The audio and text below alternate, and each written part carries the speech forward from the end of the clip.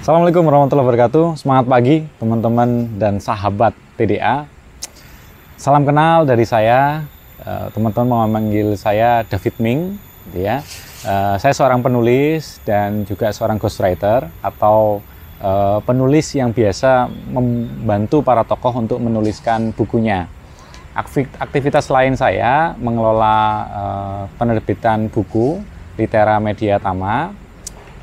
Di lainnya juga kita ada pelatihan untuk menulis sampai menjadi buku, trainer menulis, gitu ya. Itu pendampingan 3 bulan sampai naskah jadi. Di aktivitas yang lain saya di IO dan lain sebagainya. Semua itu untuk mencapai visi yang setiap hari selalu saya ingat bahwa visi saya mencapai atau mewujudkan 1 juta warisan peradaban. Gitu. Nah, banyak sekali teman-teman, khususnya pengusaha, itu yang bertanya, hari ini era digital kayak gini, kita bisa nulis apapun di media, di medsos dan lain sebagainya, masih perlu nggak sih nulis buku, gitu ya? Penting nggak atau masih relevan nggak nulis buku itu?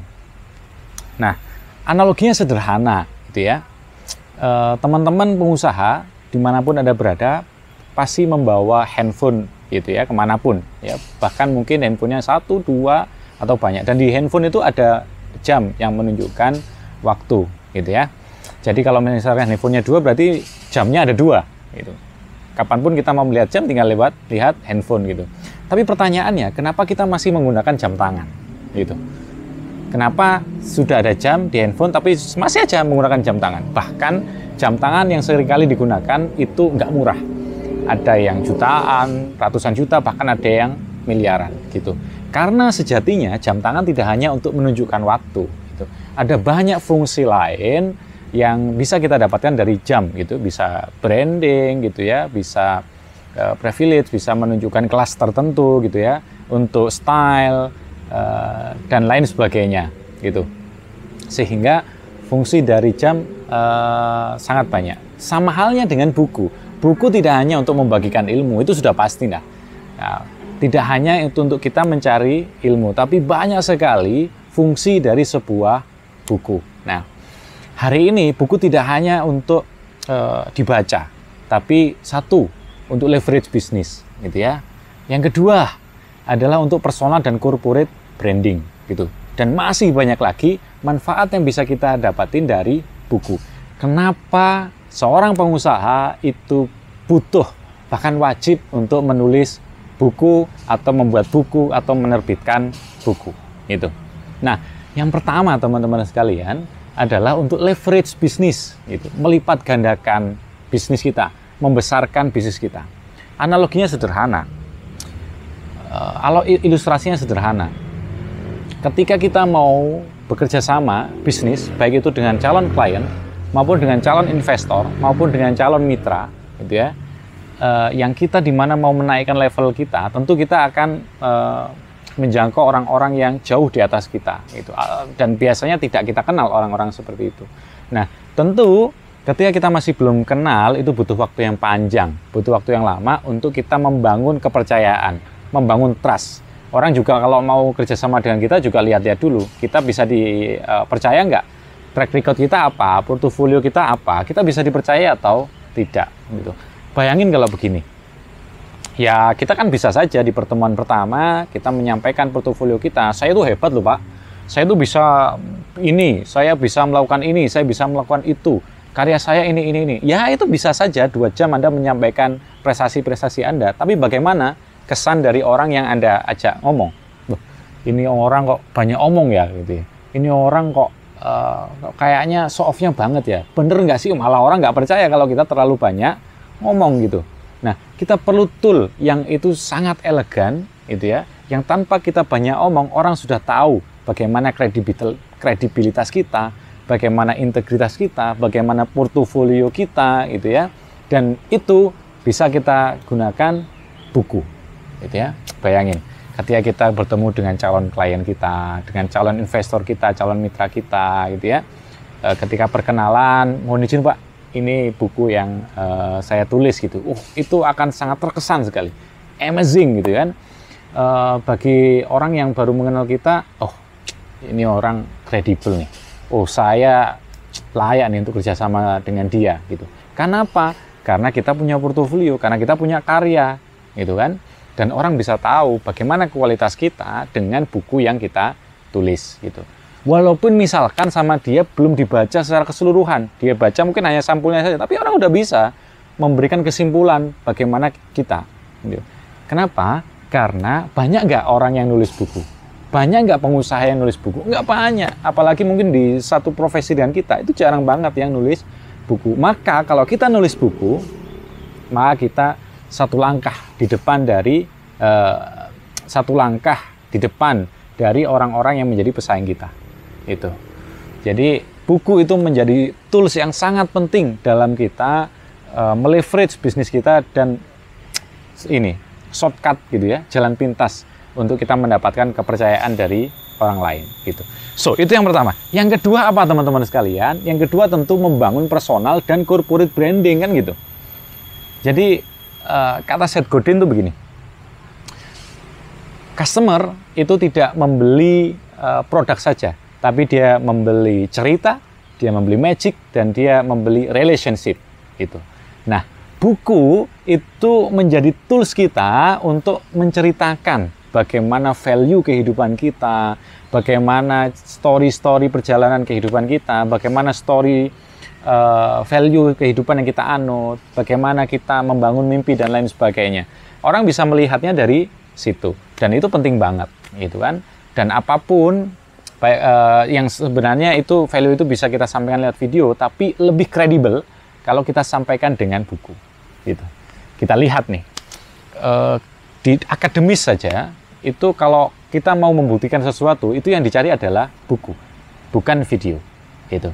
Ya kan, referensinya, bukunya, daftar pusakanya dari mana, gitu, rujukannya dari mana, itu yang diambil adalah buku, karena buku lebih kredibel, ya kan, daripada tools yang lain, daripada sosial media, daripada video, walaupun itu semua menunjang.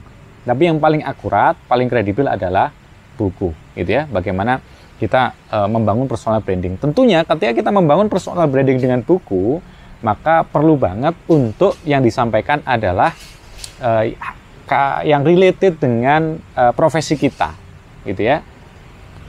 Jangan kita berkecimpung di dunia properti tapi nulisnya tentang salon, gitu, tentang barbershop, yang nggak nyambung, kecuali kalau kita di bidang itu, gitu.